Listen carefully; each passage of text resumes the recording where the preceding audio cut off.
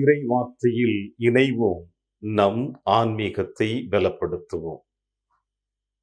கிறிஸ்துவில் பிரியமான அன்பு சகோதர சகோதரிகளே, திருவருகை காலத்தின் 2வது வாரம் செவ்வாய்க்கிழமை இன்று நம் அனைவருடைய ஆன்மீக சிந்தனையாக நம் ஆண்டவர் இயேசு கிறிஸ்து சிந்திக்க அழைப்பு கொடுப்பது மத்தேயு எழுதிய நற்செய்தி 18ஆம் அதிகாரம் இறைவார்த்தை 12 முதல் 14 முடிய. இந்த இறைவார்த்தை எதை பற்றி பேசுகிறது?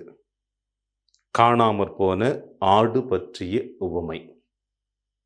ஆண்டவர் இயேசு கிறிஸ்து பல உவமைகளை தன்னுடைய பணி வாழ்விலே சொல்லியிருக்கிறார். ஒவ்வொரு உவமைகளும் நம்முடைய வாழ்வில் சந்தித்து கொண்டிருக்கின்ற போராட்டங்களை அடிப்படையாகத்தான் கொண்டதாக காணப்படுகிறது. இயேசு சொன்ன எல்லா உவமைகளையும் ஒரு சில நிமிட துளிகள் அந்த உவமைகளை நம்மோடு ஒப்பிட்டு பார்த்தோம் என்றால் அதில் நாம் யாவரும் எஞ்சிவிட முடியாது, விலகிவிட்டு ஒதுங்கிவிட்டு நிற்க முடியாது. ஏதாவது ஒரு விதத்தில் இயேசு சொன்ன ஒவ்வொரு உவமைகளும் நம்முடைய அன்றாட வாழ்வில் அது இணைந்து செயல்பட்டு கொண்டுதான் இருக்கிறது. அந்த வரிசையில் இன்றைய நற்செய்தி வாசகத்தை நாம் கவனமுடன் வாசித்தோம் என்றால், காணாமற் போன ஆட்டினுடைய உவமை பற்றி சொல்லப்படுகிறது. மேலும் ஆண்டவர் இயேசு கிறிஸ்து தன்னுடைய பணி வாழ்விலே அவர் உவமைகளை பற்றி பேசுகின்ற பொழுது எங்கே எந்த உவமையை பற்றி பேசினாரோ அந்த உவமை அந்த பகுதியில் வாழ்ந்து கொண்டிருக்கின்ற மக்களுடைய அன்றாட வாழ்வில் நடந்து கொண்டிருந்த நிகழ்வை ஒப்பிட்டு தான் பேசினார். எனவேதான் அந்தந்த பகுதிகளில் மக்களுடைய நடைமுறை வாழ்க்கைக்கு ஏற்றார் போல இறையாட்சியினுடைய விளக்கத்தை அவர்கள் புரிந்து கொள்ளக்கூடிய அளவிற்கு வெளிப்படுத்தியதனால்தான் இயேசுவின் பின்னே அப்படிப்பட்ட கூட்டம் சென்று கொண்டிருந்தது.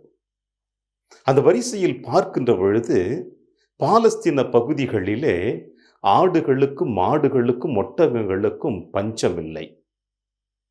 அந்த பகுதிகளில் ஒரு தனிநபரோ தன்னுடைய மந்தையை வைப்பதில்லை. மாறாக ஒட்டுமொத்த அந்த பகுதிகளில் கிராமங்களில் வாழ்ந்து கொண்டிருக்கின்ற எல்லோருடைய ஆட்டு மந்தைகளும் 3-4 இடையர்களிடம் ஒப்படைக்கப்பட்டிருக்கும். அவர்கள்தான் இந்த ஆடுகளையோ மாடுகளையோ ஒட்டகங்களையோ மேய்ச்சலுக்காக அழைத்து செல்வார்கள், திரும்பவும் எடுத்து வருவார்கள். இப்படி அவர்கள் மேய்ச்சலுக்கு எடுத்து செல்லுவதும் வருகின்ற பொழுது இடைப்பட்ட காலங்களில் ஏதாவது ஒரு ஆடு தொலைந்து விட்டால் இந்த 3-4 இடையர்களில் மற்ற ஒருவர் மட்டும் தவறிப்போன ஆட்டினையோ மாட்டினையோ தேடி செல்வார். மற்ற இடையர்கள் அந்த ஆட்டினை மாட்டினை ஊருக்கு ஓட்டி வருவார்கள். அதிலே ஒரு இடையர் காணவில்லை என்றால் ஒட்டுமொத்த ஊருக்கும் தெரிந்துவிடும், ஏதோ ஒன்று ஆடோ மாடோ தொலைந்து போய்விட்டது, ஒரு இடையர் அதை தேடி சென்றிருக்கிறார் என்று.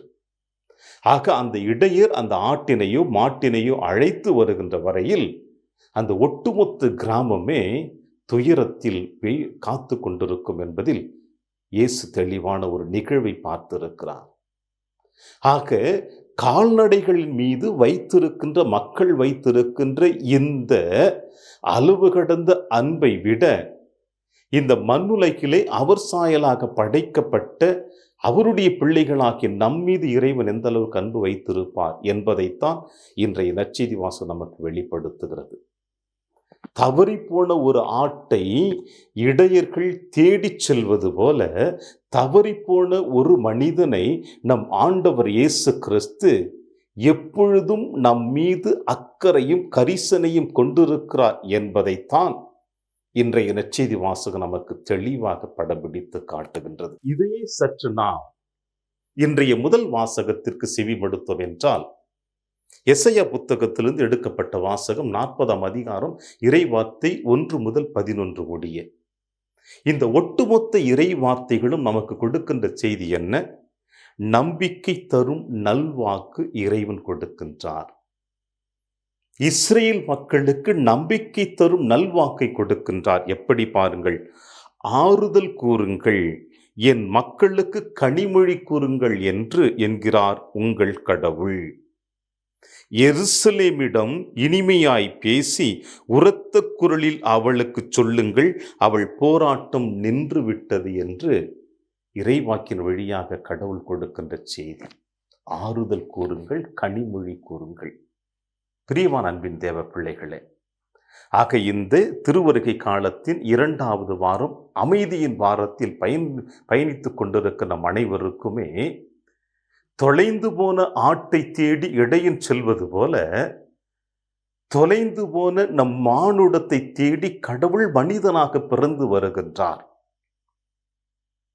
வந்து நம் அனைவரையும் தொலைந்து போனவர்களை தேடி கண்டுபிடித்து தன் தோள் மீது சுமந்து விண்ணகம் செல்ல போகிறார் தந்தை கடவுள் ஆண்டவர் இயேசு கிறிஸ்து.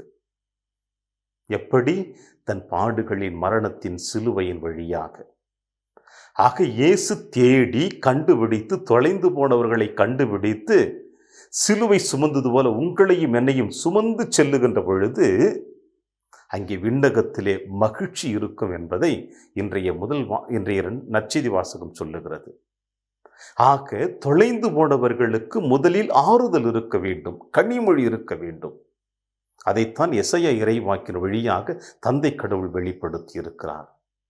பிரியமான அன்பின் தேவ பிள்ளைகளே, இறைவனுடைய பாதுகாப்பு, இறைவனுடைய வழிநடத்துதல் எப்படி உங்களுக்கும் எனக்கும் இருக்கிறது என்று பார்த்தோம் என்றால், இதைவிட சிறந்த உதாரணம் நம்முடைய வாழ்விலே வேறு எதுவும் கிடைத்து விடாது. எனவே ஆண்டவரை நோக்கி பயணிப்போம். நாம் தொலைந்து போனவர்கள்தான். தொலைந்து போன நாம் உணர்ந்து கொள்வோம். உணர்ந்து கொண்டு இயேசுவின் பின்னே நம்மை பயணித்து செல்லுவோம். அப்பொழுதுதான் இந்த திருவருகை காலம், நீதியின் அரசன் இறங்கி வருகின்ற பொழுது நமக்கு தேவையான எல்லா விதமான ஆற்றலையும் வல்லமையும் அபரிவிதமாக கொடுப்பார் என்ற நம்பிக்கையோடு தொடருவோம். இந்த நாளிலே இறையாசிர் என்றும் உங்களோடு.